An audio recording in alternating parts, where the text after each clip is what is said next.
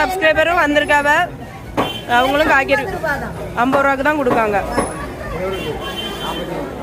Video காண்டி மட்டும் சொல்லலை, இவ்வளோ காய்கறியுமே 50 ரூபாய்க்கு தான் கொடுக்காங்க பாட்டி.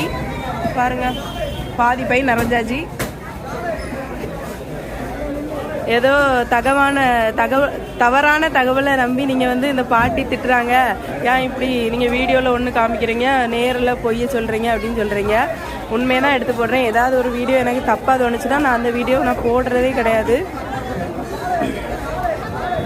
எவ்வளோ வெட்டி வைக்காங்கன்னு பாருங்கள். 50 ரூபா தான் இவ்வளோ காய்கறியுமே. மாங்காய் வச்சுருக்காங்க.